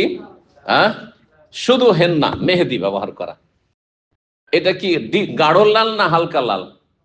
এটা না, গাঢ় নয়, এটার নাম ডিপ। এটা গাঢ় লাল কোথায়? লাল বুঝেন না? লাল রং, এই যে লাল লাল পাঞ্জাবি পরে আছে, এইটা হচ্ছে লাল। এর চেয়ে তো গাঢ় লাল হইতে পারে, বোঝা গেছে? এটা হচ্ছে হালকা লাইট লাল। তাহলে মেহেদি দিলে, হেন্না ব্যবহার করলে কি হয়? হালকা লাল হয়। আর যখন কাতাম দিলেন তখন সেটা সেটা আলাদা করে দিলে একেবারে কালো হইতো। কালোটা যখন মিশিয়ে দিবেন হালকা লালে তখন সেটা ডিপ লাল হয়ে ব্রাউন, যেটা বাদামি রং হয়ে যাবে। জি, তো এটা ছিল আমল কার? আবু বকর সিদ্দিক রাদিয়াল্লাহু তাআলা। পক্ষান্তর ওমর রাদিয়াল্লাহু শুধু হেন্না ব্যবহার করতেন। সেজন্য 2 খলিফার 2 রকম আমল দুটোই জায়েজ রয়েছে। ওয়াজান্নাবাহু সাওয়াদ, আর কালো, একেবারে কালো শুধু ব্যবহার করা, আর বোঝা যাচ্ছে না একেবারে কালো হয়ে গেছে, কালো আর তার রঙে মানে যেটাকে ব্রাউন, হ্যাঁ ইংরেজি ভাষায়, আমাদের আঞ্চলিক ভাষায় কটা রং বলা হয়, হ্যাঁ কটা রং বলা হয়, মাঝামাঝি চলে আসে। তো এটা জায়েজ। জি, এই দুটোই জায়েজ রয়েছে। আবু বকর সিদ্দিক রাদিয়াল্লাহু একটি আমল, আর একটি ছিল ওমরের আমল ছিল, যেটাই আপনার ইচ্ছা। 3921 নম্বর হাদিস, মা আয়েশা রাদিয়াল্লাহু তাআলা আনহা থেকে বর্ণিত, তিনি বলেন আন্না আবু বকর রাদিয়াল্লাহু তাজাওয়াজা ইমরাতাম মিন কালব, আবু বকর সিদ্দিক রাদিয়াল্লাহু তাআলা মক্কায় কালব বংশের জনৈক মহিলাকে বিয়ে করেছিলেন। সাহাবায়ে কেরাম অধিকাংশ একাধিক বিয়ে করতেন। সাহাবায়ে কেরামদের আমলে আসল ছিল একাধিক, বহু বিবাহ, একাধিক বিবাহ, এটি আসল। ব্যতিক্রম খুব কম লোক ছিল যে একজন করে স্ত্রী তার আছে। বর্তমান, হ্যাঁ, যুগের আবর্তন বিবর্তনে আসল হচ্ছে যে একটি, আর ব্যতিক্রম হাজারে একটা হয়তো, হ্যাঁ, সে বহু বিবাহ। বহু তো তার মানে দুটো, দুটো করলেও তো তাতে পেরেশানি শেষ নেই। মানে এত ডিমান্ড বেড়ে গেছে আর এত না ফিতনা বেড়ে গেছে, যেই ফিতনাটি আজকে থেকে 30-40 বছর আগে ছিল না, বুঝছেন না? তখন দুটো তিনটে স্ত্রী থাকলে থাকার জন্য, হ্যাঁ, যদি দুটো বাড়ি পাশাপাশি দিতে পারেন তাহলে তো নিয়ামত, তাও দিতে পারতো না, তাতেও ঝগড়া হতো না, মিলেমিশে একই উঠানে থাকছে, এটাও ভালো, তেমন ঝগড়া হইতো না যদি দিনদারি থেকে থাকে, তাহলে কোনো হইতো না। কারণ অত ডিমান্ড ছিল না, কি বছরে দুটো করে কাপড় লাগবে, ধরেন বছরে দুটোর জায়গায় চারটা লাগতে পারে। একসময় তো মোটা কাপড় ব্যবহার হইতো, হ্যাঁ, সুতি কাপড়, তখন দুটো দিয়ে গোটা বছর চলে যেত, দুটো থেকে চারটা কাপড় লাগবে, এর বেশি না। এখন এক এক মহিলাকে 50টা করে কাপড় লাগবে। এখন বর্তমানে গয়নে দেখেন আপনি, আপনার গিয়ে স্ত্রীদের খোঁজ করি না, ভালো একদিন লাগিয়ে না আপনি গমতে যে কতটি কাপড় আছে, আমাদের গুলো গনা যাবে, বুঝতে পেরেছেন? কিন্তু মহিলার গয়নে শেষ করতে পারবেন না, এত কাপড় আছে, অপচয়ের শেষে নেই। কিন্তু দান খেরাত নেই, সেগুলো দান খেরাত করা উচিত ছিল না। কি দরকার 30টা 40টা 50টা কাপড়ের? আরে 10টা হলে তো অনেক বেশি হয়ে যায়। জি, এই বিলাসিতার যুগে 10টাই তো বিলাসিতী, 10টাই তো বিলাসী, দুটোর জায়গায় তিনটে, কারণ অনেক সময় হয়তো ভুলে গেলাম, দেরি হয়ে গেল ধুইতে, আর আপনার রেডি করতে কাপড়, তাহলে তলে 3 জোড়া যথেষ্ট। তো মহিলারা এই ক্ষেত্রে সীমা লঙ্ঘন করেছে, যার ফলে শুধু পেটের খাবারটা নয়, তখন লাগতো শুধু 3 বার খাবার দিতে হবে, আর কিছু দেওয়ার প্রয়োজন নেই। 3 বার, 3বারের জায়গায় 2বার দিলেও চলতো। আজকে থেকে 30 বছর আগের কথা বলছি, বেশি দিন দূরে যেতে হবে না। আর তার সাথে বছরে 4টা কাপড় দিলেই চলতো, ব্যাস। আর একটা ঘর, সেটা মাটির দেয়াল ঘর হোক আর খড়ের ঘর হোক আর আপনার টিনের ঘর, একটা রুম দিতে দিতে পারলেই হইতো। আর ইসলাম যদি পালন করে ইনসাফ করেন, তাহলে কোনো রকমের দ্বন্দ্ব ঝগড়ার কোনো সম্ভাবনা ছিল না। আমাদের চোখের সামনে এইরকম অনেক পরিবার দেখেছি, দুটো তিনটে স্ত্রী আছে, সুখে শান্তিতে বসবাস করছে আমাদের দেশে আলেম আলামারা। কিন্তু এখন আলেমরাও শান্তিতে নেই, আলেমরাও, হ্যাঁ, দুটো তিনটে বিয়ে করে শান্তিতে নেই। জি, তাদের অশান্তির শেষ নেই। তো একের বেশি বিয়ে করার উদ্দেশ্য হচ্ছে অধিক শান্তি লাভ করা, এটা হচ্ছে আসলে কাম্য, তাই না? কিন্তু যদি শান্তির জায়গায় অশান্তি হয়, তো কেনই বা সেদিকে যাবে?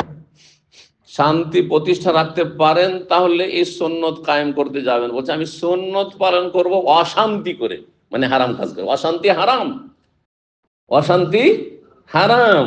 আর একের বেশি বিয়ে করা হচ্ছে সুন্নাত। সুন্নাত না করলে আল্লাহর কাছে জবাবদেহি করতে হবে না, কিন্তু অশান্তি করলে জবাব দিতে হবে। এমন অশান্তি শুরু হয়ে গেল যে বাড়াবাড়ি করে জাহান্নামের রাস্তা আপনার বড় স্ত্রী নিল, বাড়াবাড়ি করলো কখনো ছোট স্ত্রী, ও জাহান্নামের রাস্তা নিল, দুটোই জাহান্নামের রাস্তায়। আপনি দেখলেন রিয়াকশন, তখন আপনিও তখন সীমা লঙ্ঘন করে আপনিও জাহান্নামের রাস্তা, তিনজনই জাহান্নামে, তিনজনই জাহান্নামে। বাস্তবে কথা বলছি আর কি। কারণ যখন সামলাইতে পারছেন না, তখন আপনিও দিলেন একবার জুলুম অত্যাচার করে, আর একজন আরেকবার জুলুম অত্যাচার করে দিলেন, নিজেকে কন্ট্রোল রাখতে পারলেন না, সর্বনাশ করে দিলেন। দুনিয়া আখেরাত কেন বরবাদ করতে যাবেন? আমি অনুৎসাহিত করছি না, কিন্তু বাস্তবতাকে আপনাকে অনুভব করতে বলছি যে আপনার উদ্দেশ্য যেন শান্তি হয়, আপনার উদ্দেশ্য যেন শান্তি হয়। বৃহৎ স্বার্থে নিঃসন্তান, ছেলে মেয়ে নেই, অবশ্যই বিয়ে করুন। যাদের ছেলে মেয়ে হয় না, তাদেরকে তো আমি বলি যে আপনাদের বিয়ে করা জরুরি, মানে আপনার ভবিষ্যৎ আছে, আপনার জন্য সাদকা জারি, এর চেয়ে বড় সাদকা জারি কি হইতে পারে? ছেলে মেয়ে হয় না আর বিয়ে করবেন না আপনি? কেন বিয়ে করবেন না আপনি? বিয়ে করুন। অথবা শুধু কন্যা সন্তান আছে, আপনার আশা যে এটা ছেলে সন্তান হবে, কারণ ভবিষ্যতে মানুষ দুর্বল, একসময় অসহায় পড়বো, তখন আমার জন্য সাপোর্টের প্রয়োজন রয়েছে, সুতরাং বিয়ে করুন, কোনো অসুবিধা নেই। অথবা শারীরিক সমস্যা রয়েছে স্ত্রীর, অথবা আপনার আল্লাহ অনেক সচ্ছলতা দিয়েছেন, কোনো সমস্যা নেই, যথেষ্ট, একটা আমার জন্য যথেষ্ট। কিন্তু আর্থিক দিক থেকে কোনো অসুবিধা নেই, আমি সুখে শান্তিতে রাখতে পারবো, উদ্দেশ্য হচ্ছে শান্তি। এবং বিধবা, তালাক প্রাপ্তা, তাদের সমস্যার সমাধান দেওয়া।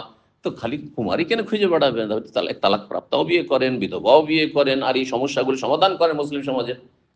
উদ্দেশ্য যেন নেক হয়, আল্লাহ তৌফিক দান করুন। তো বলছিলাম, আবু বকর সিদ্দিক রাদিয়াল্লাহু তাআলা আনহর এক স্ত্রী হচ্ছে কালাব গোত্রের, আর এক স্ত্রী ছিল আসমার মা, আর এক স্ত্রী ছিল আয়েশার মা।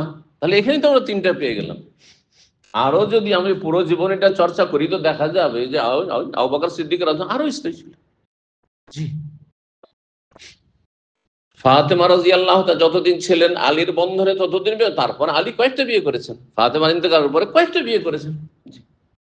হাসান হোসেন রাদিয়াল্লাহু তাআলা তারা তো অনেক বিয়ে করেছেন, অনেক বিয়ে করেছেন, কিন্তু চারটার বেশি একসাথে রাখা যাবে না, চারটা একসাথে রেখেছে, তালাক হয়েছে, মারা গেছে বা কিছু তালাক নিয়েছে, তারপর বিয়ে করেছেন আবার। সুতরাং যদি ইনসাফ করতে পারেন, হক আদায় করতে পারেন, আর শান্তি হচ্ছে কাম্য, শান্তি বহাল রাখতে পারেন, তাহলে বহু বিবাহ হচ্ছে আসল ইসলামে। মাসলাটা ভালো করে শোনেন, বহু বিবাহ হচ্ছে আসলে, এখানে একটা মাসলা জানেন যে একটি বিয়ে করা আসল না একের বেশি বিয়ে করা আসল। বলবো যে শরীয়তের বিধান হচ্ছে একের বেশি বিয়ে করাটাই হচ্ছে ইসলামের মূলধারা আসল। নবী সাল্লাল্লাহু আলাইহি ওয়াসাল্লাম সাহাবায়ে কেরাম একাধিক বিয়ে করেছেন, অধিকাংশরে বহু বিবাহ, ব্যতিক্রম এক দুইজন, সমাজে খুব কম যারা একজনই ক্ষান্ত হয়েছেন যে আমরা একজনের বেশি হক আদায় করতে পারবো না, শারীরিক দিক থেকে হোক, আর্থিক দিক থেকে হোক, অথবা যে কোনো দিক থেকে। ইউকালুল্লাহ উম্মু বকর, তাকে ডাকা হতো উম্মে বকর, বকরের মা বলে। উম্মে বকর তার কুনিয়াত উপনাম ছিল সেই মহিলার। ফালাম্মা হাজার আবু বকর সিদ্দিক রাদিয়াল্লাহু তাআলা যখন হিজরত করলেন, তাল্লাকাহা, তখন তাকে তালাক দিয়ে দিলেন, কারণ সে ইসলাম গ্রহণ করেনি, সে ইসলাম গ্রহণ করেনি, চেষ্টা করেছেন ইসলামের দাওয়াত দেওয়ার, ইসলাম গ্রহণ করে তালাক দিয়ে দিয়েছেন। আর তারপরে মদিনায় এসে সূরা মুমতাহানা নাযিল হওয়ার পরে তো মুসলিমদের জন্য কাফের স্ত্রীকে রাখাই হারাম করে দেওয়া হয়েছে, মুশরিকা। কিন্তু মক্কা পর্যন্ত, মক্কায় ওই বিধান নাযিল হয়, কারণ সূরা মুমতাহানা মক্কায় সূরা না, মক্কি সূরা নয়। তো মক্কায় তাহলে একজন মুসলিম পুরুষ কাফেরা মুশরিকা পৌত্তলিক মহিলাকে বিবাহ বন্ধনে রাখতে পারতো, সেই জন্য আবু বকর রেখেছিলেন। কিন্তু হিজরত করে আসছেন, আমি চলে যাব আর ও কাফের হয়ে থাকবে, তাহলে এই কাফের তো হিজরত করবেন না, কারণ ইসলাম নেই, তাহলে আর হিজরতি আর কি আছে? আগে ইসলাম, তারপরে সলাত, আর তারপর হিজরত, তাই না? তো তখন তালাক দিয়েছিলেন। জি। আহলে কিতাব ইহুদি নাসারাদের মেয়ে যদি সতী সাধ্যী হয় তো বিয়ে করা জায়েজ মুসলিমের জন্য, কিন্তু তারপর অনুত্তম, কারণ আপনার ভবিষ্যৎ অন্ধকার। ছেলে মেয়ে মা মুখা হয় সাধারণত, ছেলে মেয়েরা কি হয়, তাও স্ত্রী যদি আপনার খ্রিস্টান হয়েই থাকে আর ইহুদি হয়ে থাকে, যদি আহলে কিতাব, মুশরিকা নয়, নাম আহলে কিতাব, সেজন্য আল্লাহ জায়েজ করেছেন। কিন্তু আপনার ছেলে মেয়েগুলো কি আপনি নিশ্চিত যে মুসলিম হয়ে থাকবে, রাখতে পারবেন? কখনো শুনবে না। সাবালক হলে তাদের রক্ত শরীর যখন শক্ত হবে, তখন তারা মায়ের দিকে চলে যাবে। আপনার ছেলে মেয়ে আপনার নুতফা দিয়ে তো সৃষ্টি হয়ে, আর তারপরে তখন তারা খ্রিস্টান হয়ে গেল, ইহুদি হয়ে গেল, হারাম, জায়েজ না। ওয়ালাই ইয়াজআল আল্লাহু লিল কাফিরিনা আল মুমিনিনা সাবিলা, কোন কাফেরকে আল্লাহ মুমিনের উপর কর্তৃত্ব, নেতৃত্ব দেননি। সুতরাং আপনার ঔরসজাত সন্তান ইহুদি খ্রিস্টান হবে, এটা হারাম। এটা যতক্ষণ নিশ্চিত না হতে পারছেন, ততক্ষণ আহলে কিতাবকে, কিতাবিয়াকে বিয়ে করা জায়েজ নাই। কারণ অনেক এই ক্ষেত্রে মূর্খামি করে থাকে, না আহলে কিতাবকে তো, কারণ আমাদের দেশের অনেক মুসলিম নেতা আছে অসৎ, বা তাদের সন্তানরা আছে, তারা আহলে কিতাব ও ইহুদি খ্রিস্টানের মেয়েকে বিয়ে করে রেখেছে আর বিয়ে করছে, আর তারপরে তাদের শান্তি আছে? কোনো শান্তি নেই, অশান্তির শেষ নেই। এই কখন শুনলেন ডিভোর্স হয়ে গেছে, ওকে ডিভোর্স দিয়ে চলে গেছে, এদের জীবনে কোনো শান্তি নেই। এদের জীবন, দুনিয়ার জীবনটাই জাহান্নাম, আখিরাত যে কি হবে আল্লাহ ভালো জানে। কঠিন এদের জন্য শাস্তি, দুনিয়ার শাস্তি চলছে তাদের উপর। আল্লাহু আকবার। আপনি ভাবিয়েন না যে এরা ধনকুপ হয়ে গেছে, সব লুটপাট করে নিয়ে চলে গেছে, খুব সুখে আছে, কখন সুখে নেই। আল্লাহ, একজন মুমিন মুসলিম দিনদার পরহেজগার যত সুখে শান্তিতে জীবন যাপন করে, শুকনো রুটি খেয়ে, লবণ রুটি খেয়ে, লবণ ভাত খেয়ে, এই সুখ শান্তি রাজা ধীরাজা আর রাষ্ট্রনেতা আর ধনকুপরা যারা বেদিন, তারা কখনো পায় না। তারা জাহান্নামে জ্বলছে, তাদের মানসিক অবস্থায় জাহান্নাম, শারীরিক অবস্থা জাহান্নাম, পারিবারিক অবস্থা জাহান্নাম, তাদের জাহান্নাম, তাদের জাহান্নামে আছে। জি, বলুন আলহামদুলিল্লাহ, আল্লাহ শুকরিয়া আদায় করুন জি, যে পরিবারকে নিয়ে সুখ শান্তিতে আছেন।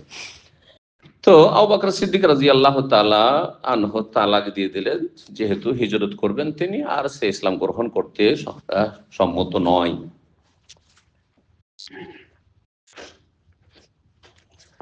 যখন তালাক দিয়ে দিলেন ফাতাজাওয়াজা ইবনু আম্মেহা, তখন তার চাচাতো ভাই তাকে বিয়ে করে ফেলল। এই মহিলা চাচাতো ভাই তাকে বিয়ে করল। সে কে ছিল? হাদা শায়ের, এই কবি, আল্লাযী কালা হাযিহিল কাসিদা, যেই কবি এই কবিতাটি এই কবিতাটি সে আবৃত্তি করেছে বা পাঠ করেছে। রাসা কুফারা কুরাইশ, যেই কবিতার দ্বারা সে কুরাইশ কাফেররা যারা বদরে 70 জন নিহত হয়েছিল, নেতৃস্থানীয় কাফের মক্কার, তাদের কি করেছিল? শোক পালনে কবিতা রচনা করেছিল। হ্যাঁ, শোক গাথা কবিতাকে মার্সিয়া বলা হয় বা রাসা বলা হয়। বুঝেন তো? শোক গাথা কবিতা বিভিন্ন রকমের হয়। যারা কবিতা সম্পর্কে বা কাব্য রচনা সম্পর্কে যারা লেখাপড়া করেছেন, বিশেষ সাহিত্য নিয়ে যারা লেখাপড়া করেছেন, যে কোনো ভাষার, বাংলা সাহিত্য পড়েছেন তাদেরও এই সম্পর্কে জ্ঞান আছে। যারা আরবি সাহিত্য পড়েছেন, আরবি আদব, তারাও জানেন যে বিভিন্ন ধরনের কবিতা হয়। কবিতারও মেলা ভাগ আছে। তার মধ্যে একটা হচ্ছে বিজয়, বিজয়কে উদ্দেশ্য করে কেন্দ্র করে কবিতা, স্বাধীনতার কবিতা। হ্যাঁ, কিছু হচ্ছে শোকে গাথা কবিতা, শোকের সময় কেউ মারা গেছে, হতাহত হয়েছে, আর সেটাকে কেন্দ্র করে কবিতা। আর কিছু হচ্ছে বিভিন্ন দৃশ্য দেখার পরে, হ্যাঁ, সে প্রাকৃতিক দৃশ্য দেখে সে কবিতা রচনা। তো যেসব কবিতা কবিরা রচনা করে থাকে তার একটি হচ্ছে মার্সিয়া বা রাসা, অর্থাৎ শোকে গাথা কবিতা, অর্থাৎ শোক পালনে কবিতা রচনা করা। যেই যার কয়েকটি লাইন এখানে এসেছে এই হাদিসে। এই কাফের যে আবু বকর রাদিয়াল্লাহু তাআলা আনহুর তালাক প্রাপ্তা সেই মহিলা চাচাতো বোনকে সে পরে বিয়ে করেছিল, সে যখন 70 জন কাফের সাহাবায়ে কেরামদের হাতে বদরে নিহত হলো, আর তাদেরকে সে বদরের কূপে নিক্ষেপ করা হলো, তাদের মৃতদেহ লাশগুলোকে। নবী সাল্লাল্লাহু আলাইহি সাল্লাম সেই কূপের কাছে গিয়ে তাদেরকে জিজ্ঞাসা করেছিলেন যে এখন তো সাজা শাস্তি পেয়েছো না, আমি যা বলেছিলাম তা সত্য এখন অনুভব করছো না? হাল ওয়াজাদতুম মা ওয়াদা রাব্বুকুম হাক্কান ফাইন্না কাদ ওয়াজাদনা মা ওয়াদানা রাব্বুনা হাক্কান, আমাদের সাথে যে রব আমাদের ওয়াদা করেছেন বিজয়ের, হ্যাঁ, সাহায্যের, আল্লাহ সাহায্য করেছেন, বিজয় দান করেছেন। আর তোমাদের সাথে ওয়াদা যে কাফের হয়ে যদি মারা যাও তো তোমাদের জন্য আগুন রয়েছে, জাহান্নাম রয়েছে, কঠিন শাস্তি রয়েছে, তা তোমরা পেয়েছো, ভোগ করছো তো? তখন ওমর রাদিয়াল্লাহু তাআলা আনহু অবাক হলেন আর বললেন, ইয়া রাসূলুল্লাহ তুকাল্লিমু আসাদাল্লাহ আর ওয়াহালাহা, এমন মৃতদেহের সাথে, লাশের সাথে কথা বলছেন যেগুলি হচ্ছে আত্মাবিহীন, এরা আবার কি শুনছে? এ তো কিছুই শুনে না, তো এসব বলে লাভটা কি? তখন নবী সাল্লাল্লাহু আলাইহি ওয়াসাল্লাম বললেন যে তোমার চাইতে বেশি এখন শুনছে, তোমার চাইতে বেশি এখন শুনছেন। সেই সময় আল্লাহ তাদেরকে আরো তাদের কষ্ট, শাস্তি, আযাব বৃদ্ধি করার জন্য রাসূলুল্লাহ সাল্লাল্লাহু আলাইহি ওয়াসাল্লামের এই সম্বোধনগুলি, কথাগুলি শুনিয়েছেন। তাহলে আল্লাহ যখন ইচ্ছা মৃত ব্যক্তিকে শোনাতে পারেন, কিন্তু সবসময় মৃত ব্যক্তি শুনে না। সবসময় মৃত ব্যক্তি কবর কাছে যাবেন আর কি বলছেন না বলছেন সব শুনছে না। জি, যদিও বিষয়টিতে কিছু আলেমরা ইখতিলাফ করেছি, কিন্তু আসল হচ্ছে যে মৃত ওমান তবে মুসমাইন মানফিল কবর, আল্লাহ করে বলছেন যে কবরবাসীকে তুমি শোনাতে পারো না। তো আল্লাহ যদি শোনাতে চান তাহলে শুনবে। জি, ওমাযাবিল কালিবে কালিবে বাদরিন মিনাশ শিজা তুযায়্যানু বিসসানামি, ওমাযাবিল কালিবে বাদরিন মিনাল কাইনাত ওয়াশশারবিল কিরামি তুহায়্যিনা সালামাতা উম্মু বাকরিন ফাহাল্লি বাদা কওমি মিন সালামি ইউহাদ্দিসুনা রাসূল বিআন্না সানাহিয়া ওয়া কাইফা হায়াতু আসদিআইন ওয়া হামি। এগুলো হচ্ছে কবিতা, এই কয়েক লাইন কবিতা। চলেন, কবিতার অর্থ কঠিন একটু। হ্যাঁ, কবিতার অর্থ এমনিতে কঠিন হয়। এখনো যারা বাংলা বিএমএ পাশ করেছেন, কাজী নজরুল কবিতার অনুবাদ করতে পারবেন না। হ্যাঁ, অনেকগুলি পারবেন না, হয়তো কিছু পারবেন। অমাযাবিল কালিবে কালিব, কালিব বলা হয় প্রাচীরবিহীন কূপকে। সরজমিন হয়ে আছে, মাটি সমান, হ্যাঁ, কূপ, কুয়া কি করা থাকে, কুয়া ঘেরা থাকে প্রাচীর দিয়ে, প্রাচীর নেই, সরজমিন হয়ে আছে, এমন কূপকে কি বলা হয়? কালিব বলা হয়। তো বদরের প্রান্তে যে কূপ ছিল, হ্যাঁ, সেই কূপ ওমাযাবিল কালিবে, কি অবস্থা বা কোথায়, ভাব অর্থ হচ্ছে কোথায়, মাজার শাব্দিক অর্থ কি অবস্থা, কি হয়েছে, কোথায়, বিল কালিবে, কালিব, হ্যাঁ, মানে বললাম যে কূপ, তো কূপ বলতে কূপবাসী কাফের, মানে কূপে যেই লাশগুলি, যেই লোকগুলি, যেই কাফেরগুলি লাশকে নিক্ষেপ করা হয়েছে তাদের সম্পর্কে কবি বলছে যে কোথায় রয়েছে কূপে নিক্ষিপ্ত সেই লোকেরা, কোথায় রয়েছে বা কি অবস্থায় রয়েছে, কি অবস্থা কূপে নিক্ষিপ্ত সেই মৃত বা নিহত লোকের অবস্থা। তালিবে বদর, যে বদরের কূপে যাদেরকে নিক্ষেপ করা হয়েছে তাদের এক সময় অবস্থা কি ছিল, এমন তাদের প্রভাব ছিল, প্রতিপত্তি ছিল, এমন তাদের সমাজে দাপট ছিল আর ভোগবিলাস ছিল, সেগুলি উল্লেখ করছেন। মিনা সিজা তোজাইয়ানো বিসানামি, যখন তারা কোন অনুষ্ঠানে বসতো তখন সিজা বলা হয় এক ধরনের গাছ, আরব দেশে হয়তো সিজা নামক গাছ, যেই গাছের কাঠ দিয়ে বড় বড় ডেগ তৈরি করা হইত, কাঠের ডেগ, কাঠের পাত্র প্রাচীন যুগে তৈরি করা হইতো। আমরা ছোটকালে দেখেছি, মানে ছোট ছোট পাত্র কাঠের তৈরি হতো, যখন লবণ রাখার জন্য, দেখেছেন এগুলো? হ্যাঁ, কারণ লবণে তো খেয়ে নিব অন্য পাত্র হলে, সেজন্য লবণ কিসে রাখতো আমাদের দেশে? কাঠের পাত্রগুলোতে রাখতো। তো বড় বড় সেই আপনার সিজা নামক গাছের কাঠের যে পাত্র তৈরি হতো, সেই পাত্রকে তোজাইয়ানো, সুসজ্জিত করা হতো, জিনাত থেকে সাজানো হতো, বিসানামে মানে উটের চূড়ার গোস্ত দিয়ে, মানে উটের গোস্ত দিয়ে, উটের গোস্ত, আর বিশেষ করে উটের চূড়াটা পুরোটাই গোস্ত, তাতে হাড্ডি নেই। হ্যাঁ, তো উটের চূড়ার গোস্ত দিয়ে সাজানো হইতো, মানে সে বিশাল বিশাল পাত্র বা ডেগ তাদের জন্য প্রস্তুত করা হইতো। কিসের? যাতে উটের গোস্ত পাক করে রাখা হইতো, আর তারপরে সেটাকে শরীদ বানানো হতো। আরবদের সবচেয়ে মূল্যবান বা ভালো খাবার সে যুগের ছিল শরীদ খাবার, যাতে রুটি ভেঙে ভেঙে ফেলে দিয়ে তৈরি করা হইতো গোস্ত, আর তার সাথে রুটি। তো সেগুলি দিয়ে সাজানো হইতো। একদিকে খাবার, পর্যাপ্ত পরিমাণে গোস্ত, শরীর, মূল্যবান খাবার তাদের সামনে, ভিআইপি খাবার এক সময় ছিল তাদের। আর আজকে তারা বদরের কূপে লাঞ্ছিত হয়ে নিক্ষিপ্ত, কি অবস্থা! হ্যাঁ, তাদের জন্য শোক মাতম করছে এই কবিতার মাধ্যমে। অমাদাবিল কালিবে কালিবে বাদরিন, কি অবস্থা সেই বদরের কূপে যারা নিক্ষিপ্ত হয়েছে তাদের। মিনাল কাইনাতে ওয়াশারবিল কিরামে, যাদের এক সময় এমন অবস্থা ছিল, বিলাসিতা ছিল, যে তাদের সামনে গায়িকারা নাচ গান করত। কাইনাত বলা হয় মুগান্নিয়াতকে, গায়িকাকে। গায়িকারা কি করতো? এদিকে নাচছে, ড্যান্স করছে আর গান গাইছে, আর তারা সেগুলি কি করছে? ভোগ করছে। যুবতী নারীদের এসব দৃশ্য ভোগ করছে, তাদের গান আর তাদের নাচ, ড্যান্স।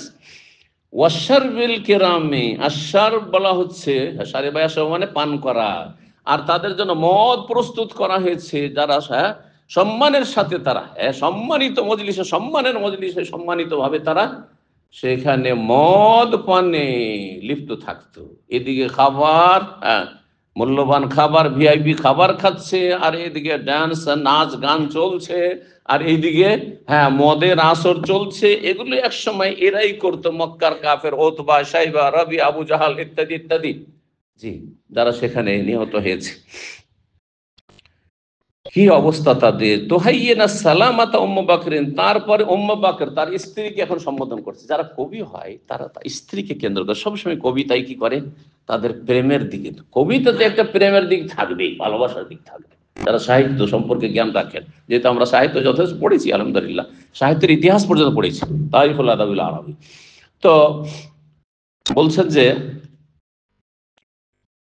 এই উম্মে বাকরকে সম্বোধন, তার স্ত্রী, নতুন নতুন স্ত্রী বিয়ে করেছে, আর তারপরে তাকে সম্বোধন করছে, কারণ নতুন স্ত্রী তার স্বামীকে কত ভালোবাসা দিচ্ছে, আর কত তার সাথে তার সম্পর্ক, গভীর সম্পর্ক। তোহাইয়িনা সালামাত উম্মে বাকর, হে উম্মে বাকর, তুমি আমাকে শান্তির অভিবাদন পেশ করছো। তার মানে তুমি আমাকে সালাম দিচ্ছ আর শান্তির অভিবাদন পেশ করছো, কিন্তু শান্তি কোথায়? শান্তি কোথায়? ফাহাল্লি বাদা কওমি মিন সালামি, আমার জাতির নেতারা দুনিয়া থেকে চলে গেছে, নিহত হয়েছে বদরে, তারপরে কি আর কোনো শান্তি আছে? তারপরে কোনো শান্তি মক্কাতে আছে? আমাদের পরিবারে আছে? আমাদের জীবনে কি এই নেতাবিহীন শান্তি আছে, যে আমাদের আসল নেতারাই সব শেষ, যাদেরকে শেষ করতে চাই তাদের হাতেই তারা শেষ হলো? তারপরে বলছে ইউহাদ্দিসুনা রাসূল বিআন্না সানাহিয়া, এই রাসূল মুহাম্মদ সাল্লাল্লাহু আলাইহি সাল্লাম আমাদেরকে বলছে যে বিআন্না সানাহিয়া, আমরা পুনর্জীবিত হব, এই দুনিয়া থেকে মরে গিয়ে আবার আমাদেরকে পুনরায় জীবিত করা হবে আর হাসরের মাঠে হাজির করা হবে, এই সব কথা আমাদেরকে শিখাচ্ছে। মক্কার কাফের এগুলো বিশ্বাস করতো না। যেমন হিন্দুরা পরকাল বিশ্বাস করে না, হ্যাঁ, তাদের পুনরাগমনের ভ্রান্ত ধর্ম আছে। তাদের পুনরাগমন মানে মানুষ এই দুনিয়াটাই থাকবে, চিরকাল এই পৃথিবী থাকবে, আর মানুষ বিভিন্ন রূপ নিয়ে জন্ম নেবে। 50 বছর আগে যারা মারা গেছে অসৎ জীবন যাপন করে, তারা চণ্ডাল হয়ে, না হলে কুকুর শৃগাল হয়ে তারা জন্মাবে, সাপ বিচ্ছু হয়ে জন্মাবে। আর যারা ছিল শূদ্র ছিল, যারা তাদের কাছে নিকৃষ্ট সমাজের ছিল, তারা যদি সৎ জীবন যাপন করে থাকে, তাহলে এখন ব্রাহ্মণ, মুখার্জি, চ্যাটার্জি, ব্যানার্জি হয়ে জন্মাবে। এগুলো ভ্রান্ত ধর্ম হচ্ছে কাদের? হিন্দুদের ধর্ম। তো মক্কার কাফেররাও তো তারাও মুশরিক ওই রকমই ছিল, সুতরাং তাদেরও পরকাল বলে কোনো বিশ্বাস ছিল না। যদিও তারা নাম কষ্টে দাবি করতে ইব্রাহিম আলাইহিস সালামের অনুসারী, কিন্তু তারা ছিল চরম মিথ্যাবাদী। না ইব্রাহিম আলাইহিস সালামের তৌহিদ ছিল তাদের সাথে, না ইব্রাহিম আলাইহিস সালামের ঈমান বিল আখিরা, পরকালের প্রতি ঈমান বিশ্বাস ছিল, না পরকাল সম্পর্কে তাদের কোনো আইডিয়া, ধারণা ছিল, কিছু ছিল না।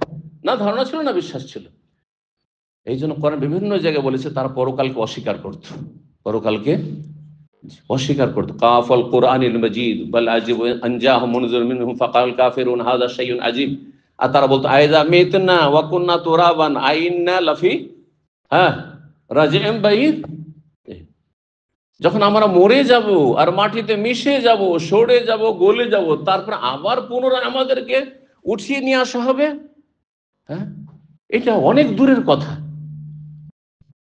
আইযা মিতনা ওয়া কুননা তুরাবান যালিকা রাজউম বাইদ, আমরা যখন মারা যাব, অকুন্নত মাটিতে মিশে যাব, তারপরে আমাদেরকে আবার উঠানো হবে, এটি যালিকা রাজউন বাইদ, এটা ফিরে আসা দূরহ ব্যাপার, অনেক দূরের কথা, এগুলো ভ্রান্ত কথা।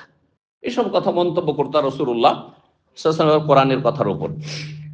তো বলছে ইউহাদ্দিসুনা রাসূল, রাসূল সাল্লাল্লাহু আলাইহি ওয়াসাল্লাম আমাদেরকে বর্ণনা করছেন যে বেআন্না সানাহিয়া, আমরা পুনরায় জীবিত হব, আল্লাহ আমাদেরকে জীবিত করবেন, হিসাব নেবেন, জান্নাত জাহান্নাম রয়েছে, এগুলো কথা যে বলছে, এটা কি আর হয়? তার মানে সে কাফের, যেহেতু সেটা কি করছে, অস্বীকার করছে। ওয়া কাইফা হায়াতু আসদাইন ওয়া হামিন, কি করে হাড় ও মাথার খুলিতে আবার পুনরায় জীবন দান করা হইতে পারে? মানুষ মরে গেল, সরে গেল, হাড় হাড্ডি শুধু আছে শরীরের, আর কি আছে? মাথার খুলিটা হয়ে আছে, কঙ্কাল হয়ে আছে, ওতে আবার কি করে পুনরায় জীবন দেওয়া হবে? কি করে হবে এটা? এটা সংক্ষেপে, কিন্তু তাদের ধারণা ছিল যে মানুষ মারা যাওয়ার পরে কি হয়ে যায়, পেঁচা হয়ে ফিরে আসে, বুঝলেন? এই জন্য আজকাল এই মক্কার কাফেরদের যে 1400 বছর আগের শিরকি কুফরি ধারণা, সেই ধারণার ভিত্তিতে আজকালও মুসলিম সমাজে এরকম শিরকি কথা আছে। যদি রাতের অন্ধকারে পেঁচার ডাক শুনতো, আমাদের দেশের বুড়িরা কি বলতো? হ্যাঁ, গ্রামে কোনো বালা মুসিবত আসবে। শুনেছেন না, শোনেন না এগুলি কথা? এখনো বিশ্বাস করেন নাকি? আল্লাহু আকবার, শিরক, এগুলো শিরক। হ্যাঁ, তারা ধারণা করে। বলতে এক বুড়ি ছিল আমাদের পাশে, বলতো কোন যে বিপদ আসবে রে, কোন যে বালা মুসিবত আসবে, কাকে যে নিয়ে যাবে, মানে কেউ মরবে গ্রামে, এইসব বলতো। আস্তাগফিরুল্লাহ। ওয়াকাইফা হায়াতু আসদাও, হাম, হাম বলা হয় বুম, হাম বলা হয় মানে এই যে আপনার একে পেঁচাকে, পেঁচাকে বলা হয়। তো যে পেঁচা হয়ে গেছে, মানুষ মরে যাওয়ার পরে পেঁচা হয়ে ঘুরে ফিরে আসছে। আর ওদের মক্কার কাফেরদের ধারণা ছিল, যদি কেউ নিহত হয় কারো হাতে, তাহলে সে পেঁচা হয়ে ফিরে আসবে, আর তারপরে সে প্রতিশোধ নিতে চাইবে, প্রতিশোধের কামনা করবে। তার নিকট আত্মীয়রা যদি তার কেসাসের বাস্তবায়ন করে, প্রতিশোধ নিতে পারে খুনির, তাহলে তখন শান্তি পাবে, আর ওই পেঁচা আসবে না। এসব ভ্রান্ত বিশ্বাস তাদের ছিল। সর্বশেষ আমাদের আরো এক দুটি হাদিস রয়েছে, আমরা শেষ করিনি, যাতে করে আমাদের একটা নতুন অধ্যায় পৌঁছে যায়। 3922 নম্বর হাদিস, আবু বকর সিদ্দিক রাদিয়াল্লাহু তাআলা বলছেন, কুনতু মা নবী ফিল গারে, সেটা চালিয়ে দেন, আমি নবী সাল্লাল্লাহু আলাইহি ওয়াসাল্লামের সাথে সৌর পাহাড়ের গুহায় ছিলাম। ফারাফাতু রাসি, আমি মাথা উঠিয়ে দেখলাম 3 দিন যে অবস্থান করে সৌর পাহাড়ের গুহায়, ওই সময় কাফেররা তল্লাশি করতে করতে করতে ওই গুহার চারপাশে চলে গেছে, একেবারে কিনারায় চলে গেছে কিছু লোক। ফায়দা আনাবি আকদামিল কম, হঠাৎ করে দেখতে পাচ্ছি কাফের সম্প্রদায়ের কিছু পা দেখতে পাচ্ছি, গুহার মধ্য থেকে পা গুলি তাদের দেখতে পাচ্ছি যে ঘোরাঘুরি করছে। ওরা ভাবতে পারে না যে এখানে পাহাড়ে পাথরের তলাতে ছোট্ট গুহা আছে, আর সেই গুহার মধ্যে মুহাম্মদ সাল্লাল্লাহু আলাইহি ওয়াসাল্লাম, আবু বকর আত্মগোপন করে আছেন। তারা ঘোরাঘুরি করছে কিন্তু নিচের দিকে মাথা করে দেখছে না। ফাকুলতু, আমি আস্তে ধীরে বললাম, ইয়া নবী আল্লাহ, হে আল্লাহর নবী, লাউ আন্না বাদহু তাতা বাসারাহু, তাদের কেউ একজন যদি মাথাটা নিচুর দিকে করে দেখে, একটু মাথা নিচে করে যদি আমাদের দিকে একটু তাকায়, রানা, তাহলে আমাদেরকে দেখে ফেলবে ইয়া রাসূলুল্লাহ, তাহলে তো আমরা ধরা খেয়ে যাবো।